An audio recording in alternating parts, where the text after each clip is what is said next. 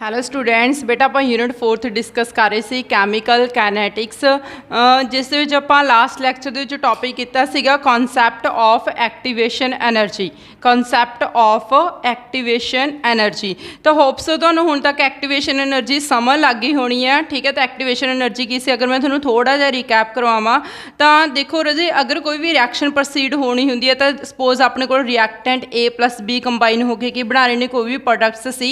ਹੁਣ ਜਿਹੜੇ ਇਹ ਰਿਐਕਟੈਂਟਸ ਨੇ ਇਹਨਾਂ ਦੇ ਕੋਲ ਆਪਣੀ ਜਿਹੜੀ ਆਲਰੇਡੀ એનર્ਜੀ ਪ੍ਰੈਜ਼ੈਂਟ ਹੁੰਦੀ ਹੈ, that energy is known as the kinetic energy. ਕਿਹੜੀ એનર્ਜੀ ਹੁੰਦੀ ਹੈ ਬੇਟਾ? Kinetic energy. ਤਾਂ ਕਾਈਨੈਟਿਕ એનਰਜੀ ਦੇ ਨਾਲ ਹਲਕਾ ਜਿਹਾ ਇਹ ਮੂਵ ਤਾਂ ਕਰੀ ਜਾਂਦੇ ਨੇ, ਬਟ ਆਪਸ ਦੇ ਵਿੱਚ ਥੋੜ੍ਹਾ ਬਹੁਤਾ ਕਲਾਈਡ ਵੀ ਕਰੀ ਜਾਂਦੇ ਨੇ, ਬਟ ਇਹ ਉਸ ਸਟੈਪ ਦੀਆਂ ਇਫੈਕਟਿਵ ਕੋਲੀਜ਼ਨਸ ਨਹੀਂ ਸ਼ੋ ਕਰ ਸਕਦੇ ਜਿਹਦੇ ਨਾਲ ਇਹ ਅੱਗੇ ਪ੍ਰੋਡਕਟਸ ਦੇ ਵਿੱਚ ਕਨਵਰਟ ਹੋ ਜਾਣ।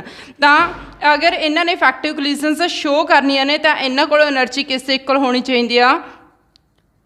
ਥ੍ਰੈਸ਼ਹੋਲਡ एनर्जी ਦੇ ਇਕੁਅਲ। ਕਿਸ ਦੇ ਇਕੁਅਲ ਹੋਣੀ ਚਾਹੀਦੀ ਆ? ਥ੍ਰੈਸ਼ਹੋਲਡ एनर्जी ਦੇ ਇਕੁਅਲ। ਠੀਕ ਹੈ ਰਾਜੇ, ਤਾਂ ਹੁਣ ਦੇਖੋ ਅਗਰ ਆਪਾਂ ਕਾਈਨੈਟਿਕ એનર્ਜੀ ਦੇ ਵਿੱਚ ਠੀਕ ਆ ਆਪਾਂ ਕੁਝ ਐਕਸਟਰਾ એનર્ਜੀ ਐਡ ਕਰ ਦਈਏ ਜਿਹਦੇ ਨਾਲ એનર્ਜੀ ਥ੍ਰੈਸ਼ਹੋਲਡ એનર્ਜੀ ਦੇ ਇਕੁਅਲ ਹੋ ਜਾਵੇ, ਤਾਂ ਆਪਾਂ ਉਹ ਐਕਸਟਰਾ એનર્ਜੀ ਨੂੰ ਕਿਹੜੀ એનર્ਜੀ ਕਹਾਂਗੇ? Activation energy. ਕਿਹੜੀ એનર્ਜੀ ਕਹਾਂਗੇ ਬੇਟਾ? Activation energy.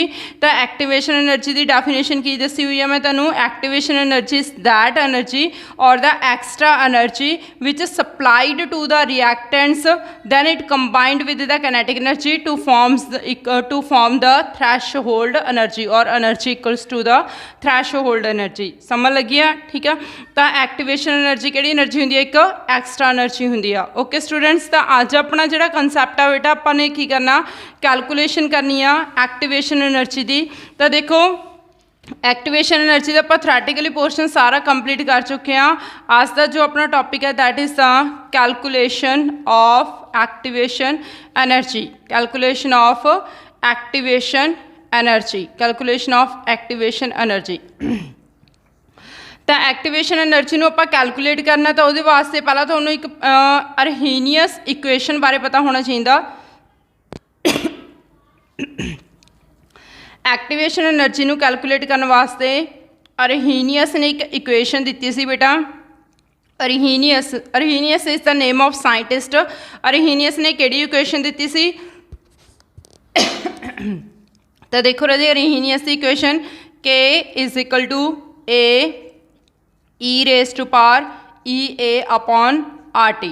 ठीक है, तो यह किहड़ी इक्वेशन आ? अरहीनियस की इक्वेशन आ। तो जिथे अपने को K की हैगा, where K is the rate constant, A की अगर राजे Arrhenius factor, A is the Arrhenius factor, A is the Arrhenius factor, या फिर आप इनू होर की कह सकते हैं फ्रीक्वेंसी फैक्टर और also known as the frequency factor, where e exponential आ।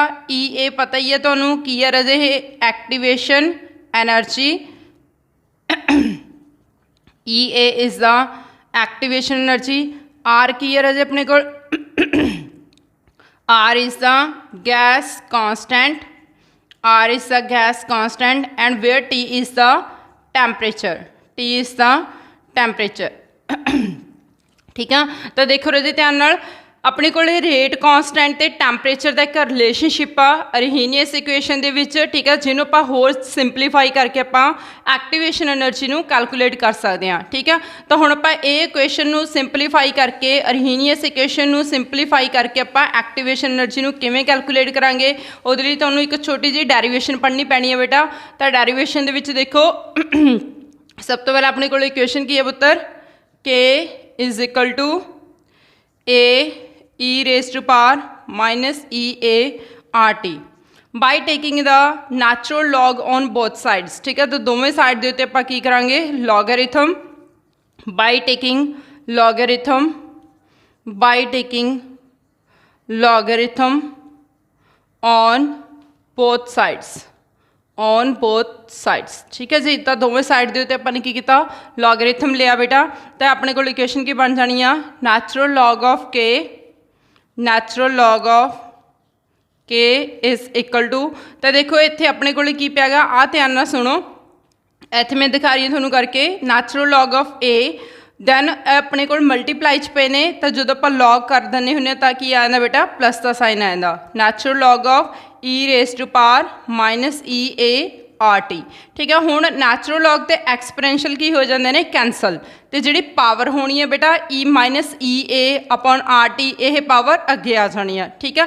तो इस स्टैप के अपने को की बन के आना देखो natural log of K is equal to natural log of A minus E A upon R T clear है स्टैप ठीक है। आ स्टैप तुसीं शो नहीं करना है मैं वैसे तुहानूं समझाउण वास्ते इत्थे दस्सिआ रजे कि दोनों साइड के उत्ते आपां ने नैचुरल लॉग लिया इस साइड ते नैचुरल लॉग ऑफ के आ गया नैचुरल लॉग ऑफ ए जो मल्टीप्लाई दे विच होण तां प्लस हो जाना हुंदा लॉग वेले बेटा तो natural log of A plus natural log of e raise to power minus E A R T तो नैचुरल लॉग तो एक्सपोनेंशियल कैंसल हो जाते हैं minus E A upon R T अपने को अगे आ जाता ठीक है। फिर उस तो बाद की करना कि जोड़ा नैचुरल लॉग अगर आपू सिंपलीफाई करना चाहिए तो तुहानूं पता होना चाहिए नैचुरल लॉग ऑफ एक्स किस को आ जाता होंदा लॉग ऑफ एक्स ठीक है जी किस नैचुरल लॉग ऑफ एक्स लिए आप लॉग ऑफ एक्स के कन्वर्ट करना तो अपन की करना पैना इत्थे is equal to 2.303 log of x ये फॉर्मूला पता तो अपने integrated rate expression for first order reaction उत्थे भी पढ़िया सीगा तो natural log of x is equal to 2.303 log of x तो सेम इत्थे भी आप की करना बेटा नैचुरल लॉग नूं हटा के उहदी जगह ते आप 2.303 लॉग ऑफ के इस तरह आ जाना 2.303 log of K is equal to same ये भी की बन जाना बेटा अपने को 2.303 लॉग ऑफ ए दैन उस तो बाद नैक्सट स्टैप के minus E A upon R T clear है तक। फिर उस तो बाद अगले स्टैप के देखो रजे नैक्सट स्टैप के इत्थे E A upon R T clear. Next step के देखो जो 2.303 आ उन्होंने आप की कर देने डिवाइड कर देने तो जस्ट इतने मेरे को इक्वेशन की रह जानी आ log of K is equal to 2.303 log of A divided by की आ जाना बेटा 2.303 then minus E A upon R T तो थोड़ा जिहा देखो जी मैं होर इत्थे सिंपलीफाई फॉर्म दे विच कर देनी आ ठीक है। तो नीचे शो नहीं हो रहा होगा तो देखो अपने को इक्वेशन की बन के आई सी 2.303 log of K is equal to 2.303 log of A minus E A R T ठीक है जी ये इक्वेशन सी ना अपने को फिर आप की करना पुत्र 2.303 नूं की कर देना डिवाइड कर देना ठीक है। तो 2.303 इस साइड पर आके मल्टीप्लाई च पे तो इधर आके इधर डिवाइड हो जाऊगा तो अपने को एक अलग टर्म भी आ ये भी डिवाइड हो जाना ठीक है। तो अपने को इक्वेशन की बन के आनी आ log of K is equal to 2.303 log of A divided by 2.303 minus then की आ जाना again 2E upon 2.303 R T clear है पुत्र। तो 2.303 नाल कैंसल हो जाना तो जस्ट अपने को की वैल्यू रह जानी है इत्थे log of K is equal to log of A minus E A upon 2.303 R T ठीक है जी। तो अपने को सिंपल इक्वेशन बन के आ गई जिसके थ्रू आप एक्टिवेशन एनर्जी नू कैलकुलेट कर सकते हैं ठीक है। तो हुण देखो जी तुहानूं अगर रेट कॉन्सटेंट की वैल्यू दसी जाए अरहीनियस फैक्टर की वैल्यू दसी जाए आर हमेशा गैस कॉन्सटेंट की वैल्यू फिक्स होंगी आ तो टी टैंपरेचर दसा जाए किन्ने टैंपरेचर से रिएक्शन हो रही है तो उहदे नाल तुसीं इहनूं ईजी फॉर्म दे विच कैलकुलेट कर सकते हो ठीक है। बट आप इक्वेशन नूं होर भी ज़्यादा अलग अलग टैंपरेचर उत्ते कैलकुलेट कर सकते हैं ठीक है। तो आप इक्वेशन नूं एक्टिवेशन एनर्जी नूं डिटरमाइन कर सकते हैं दो डिफरेंट टैंपरेचर उत्ते तो जस्ट ये इक्वेशन नूं आपां की कर देंगे अलग अलग टैंपरेचर्स उत्ते लैके आपां फॉर्मूले नूं एक न्यू फॉर्म दिंदे आ ठीक है। तो देखो जी activation energy can be determined at two different temperatures as follows ठीक है। तो मतलब अलग अलग टैंपरेचर से आप इनू लै सकते हैं। तो इक्वेशन आप पहला टैंपरेचर T1 मानते हैं जिथे अपने को रेट कॉन्सटेंट K1 होना log of A minus E A upon 2.303 R T1 आ जाना उत्थे टैंपरेचर। सैकेंड केस के विच क्या आ जाऊगा बेटा log of K2 is equal to log of A minus upon 2.303 RT2 आ जाना। क्लीयर है तक? तो जस्ट मैं कुछ नहीं किया हैगा, एक बार T1 पहली इक्वेशन बना ली, एक बार T2 के नाल सैकेंड इक्वेशन बना ली, ठीक है। तो K1 तो K2 अपने कोल की आ गई है, दो अलग अलग इक्वेशनस आ गई। दैन उस तो बाद की करना बेटा, तुसी ने इक्वेशन 1 दे विचों इक्वेशन 2 नूं की कर देना, सबट्रैक्ट कर देना, ठीक है। तो नैक्सट की करना गा, by subtracting the equation 1 from 2, ठीक है। नैक्सट की करना, by subtracting 1 from 2, by subtracting 1 from 2। तो फस्ट इक्वेशन दे विच आपां ने सैकेंड नूं सबट्रैक्ट करना, तो देखो की बन जानी अपने कोल equation log of K2 minus log of K1, ठीक है जी। तो आप इक्वेशन आप सबट्रैक्ट कर रहे हैं आह वाली इक्वेशन नूं फस्ट दे विचों सैकेंड नूं, तो इत्थे अपने कोल प्लस माइनस ए अपने कोल कैंसल हो जाना, ठीक है। माइनस EA अपॉन 2.303 R ए कॉमन रह जानी बेटा अपने कोल, is equal to minus EA upon 2.303 R ए कॉमन रहेगी, ठीक है। दैन उस तो बाद नैक्सट T1 तो T2 नहीं रहे, ठीक है। तो अपने कोल की बन जानी इत्थे equation 1/T1 minus 1/T2। Clear है जी, ठीक है। तो इत्थे अपने कोल सबट्रैक्ट करने तो बाद इक्वेशन दे विच अपने कोल ये फॉर्म बन के आ गई। नैक्सट अपना ये तो नैक्सट स्टैप करते हैं हुण, अगले स्टैप दे विच की होना, तो log of K2 minus K1 ये अपने कोल की बन जाना, log of K2 minus K1। तो इन्हूं आपां की कर सकते, जो माइनस दे विच होण लॉग तां की हो जांदे ने divide K2 divided by K1, ठीक है जी। तो is equal to minus EA upon 2.303 R। Then इन्हूं होर सिंपलीफाई कर सकते हो तुसीं 1/T1 माइनस 1/T2, ठीक है। जां इन्हूं सिंपलीफाई करोगे तो अपने कोल की बन जाना है T2 minus T1 divided by T1 into T2, ठीक है। तो ये फॉर्मूला बहुत ज़्यादा यूज़ होता बेटा for calculation of the activation energy. तो एक्टिवेशन एनर्जी नूं कैलकुलेट कर सकते आप by using this formula. Okay students, फिर आप उस तो बाद हुण इहदे नैक्सट न्यूमैरिकल्स करांगे, बट उस तो पहला तुहानूं ये फॉर्मूला अच्छी तरह लर्न होना चाहिए। ओके बेटा। हाँ जी स्टूडेंट्स, हुण आपां न्यूमैरिकल करते हैं एक्टिवेशन एनर्जी के नाल रिलेटेड, ठीक है जी। तो पहला उस लिए तुहानूं फॉर्मूला अच्छी तरह लर्न होना चाहिए। तो फस्ट ऑफ ऑल देखो न्यूमैरिकल नंबर 1 की a certain reaction is 50% complete in 20 minutes at 300 Kelvin, and the same reaction is again 50% complete in 5 minutes at 350 Kelvin. Calculate the activation energy. Calculate the activation energy if it is first order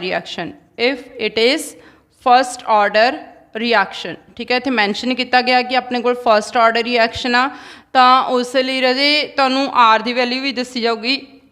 R is equal to 8.314 joule per kelvin per मोल।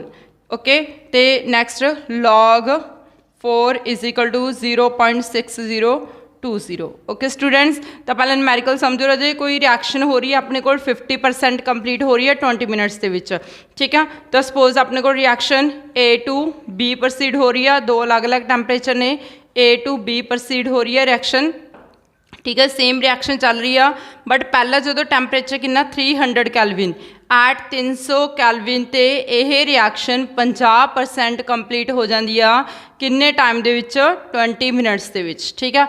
अगर temperature आप 350 kelvin कर दिए तो यह reaction 50% complete हो जाती है किन्ने टाइम दे विच 5 मिनट दे विच।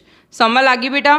तो हुण देखो कुछ रिएक्शनस नेगियां जिहड़ियां मतलब सेम रिएक्शनस नहीं गया, फर्स्ट ऑर्डर की रिएक्शन आ गई। क्लीयर। तो दो अलग अलग टैंपरेचर दिते हुए ने, 50% की टाइमिंग दी हुई हैगी तुहानूं, ठीक है। तो फर्स्ट ऑर्डर की रिएक्शन आ, तो कैलकुलेट की करना अपने एक्टिवेशन एनर्जी, ठीक है जी। तो हुण देखो जो अपने एक्टिवेशन एनर्जी कैलकुलेट करनी आ, तो फर्स्ट ऑफ ऑल तुहानूं एक्टिवेशन एनर्जी का पहला फॉर्मूला पता होना चाहिए। तो एक्टिवेशन एनर्जी का की फॉर्मूला गया बेटा अपने कोल? एक्टिवेशन एनर्जी का फॉर्मूला बोलो, that is the log of K2 upon K1 is equal to EA upon 2.303 R, then T2 minus T1 T2 into T1। Clear है बेटा। तो इसलिए तुहानूं K2 K1 पता होना चाहिए। एक्टिवेशन एनर्जी आप कैलकुलेट करनी है, R की वैल्यू तुहानूं दिती हुई आ, ठीक है। तो दो अलग अलग टैंपरेचर ने, ये तो अपने को आ पहला टैंपरेचर की है T1, ठीक है जी। T1 कितना 300 कैलविन, तो ये नैक्सट टैंपरेचर कितना आ गया अपने को T2 350 कैलविन। बट हुण रह गया कि K1 तो K2। हुण K1 तो K2 लिए तुहानूं 50% का मतलब तुहानूं हाफ लाइफ पीरियड दिता होया T हाफ, ठीक है। 50% का मतलब की है बेटा T हाफ दिता होया। अगर T हाफ दिता होया तो तुसीं उत्थों फर्स्ट ऑर्डर रिएक्शन के अकॉर्डिंग कैलकुलेट कर सकते हो। K1 इज इक्वल टू 0.693, ठीक है। फर्स्ट T हाफ कितना दिता हो बेटा 20 मिनट्स, तो K2 0.693, सैकेंड T हाफ कितना दिता हो 5 मिनट्स। तो जस्ट K1 K2 की इत्थे वैल्यूज पुट करो, ठीक है। तो इत्थे तुहाडे कोल फिर इनू सॉर्ट आउट करो, log ऑफ K2 की वैल्यू कितनी आ 0.693 अपॉन 5, ठीक है। ये नीचे डिवाइडेड च K1 आ बेटा, तो ऊपर चला जाऊगा अपने को 20 divided by 0.693, okay, is equal to EA अपन कैलकुलेट करनी है। तो 2.303, R की वैल्यू 8.314, दैन टैंपरेचर दो दिते हुए ने। T2 कितना गया बेटा अपने को 350, T1 कितना 300, दैन उस बाद 350 इंटू 300। क्लीयर है तक। तो हुण इहदे लई देखो बेटा ये कैंसल हो जाऊगा, 5 4 20, ठीक है। तो अपने को सिंपल कितना रह गया log 4, कितना रहेगा पुत्र log 4। log 4 की वैल्यू तुहानूं दसी सी मैं कितनी आ गई, log 4 की वैल्यू अपने को 0.620, ठीक है। तो सारिया वैल्यूज़ पता ने, इनू सिंपलीफाई करो तो इत्थे एक्टिवेशन एनर्जी का जिहड़ा तुहाडा आंसर आ वो कितना आना चाहिए, EA is equal to 24206 joule per mole, ठीक है। अगर तुसीं इहनूं कैल्विन किलो जॉल दे विच कन्वर्ट करना तो आंसर 24.206 किलो जॉल पर मोल। क्लीयर है स्टूडेंट्स। तो इत्थे मैं तुहानूं डायरैक्ट K2 K1 भी दस सकती सी, इदां दे न्यूमैरिकल भी आंदे ने जिस विच डायरैक्ट दो टैंपरेचर दसे जांदे ने बेटा, तो दो रेट कॉन्सटेंट दी वैल्यूज़ दसियां जांदियां नहीं है, ठीक है। बट इस मैं थोड़ा जा वो तो बहुत सिंपल है, वो तो जस्ट तुसीं वैल्यूज़ पुट कर दोगे। तो इत्थे थोड़ा जिहा मैं पजल किया तुहानूं कि तुहानूं इत्थे K1 K2 की वैल्यू नहीं दी हुई, तुहानूं 50% टाइम दिता होया, तो तुसीं इत्थे एक एक्सट्रा स्टैप करना फॉर्मूला लगा के T half is equal to 0.693 upon K, okay. तो उहदे थ्रू आप तुसीं K की वैल्यू कैलकुलेट करके इत्थे फॉर्मूले दे विच पुट करके, ठीक है। बाकी तुहानूं दो टैंपरेचर की वैल्यूज़ दिते हुए ने, बहुत ईजी आंसर नूं सॉर्ट आउट कर सकते हो, ओके बेटा। उस तो बाद आपां नैक्सट न्यूमैरिकल करते हैं। न्यूमैरिकल नंबर 2 की आ, in general it is observed that the rate of chemical reaction becomes double with every rise in 10 degree Celsius, with every rise in 10 degree Celsius temperature. Then if the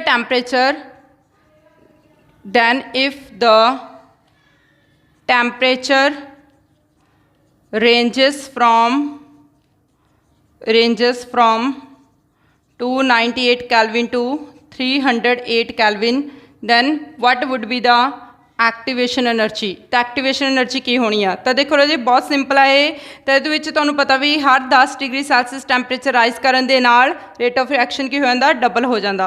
तो इत्थे log of K2 upon K1 is equal to 2.303 ये सीगा बेटा अपने को EA upon EA upon 2.303 R, then T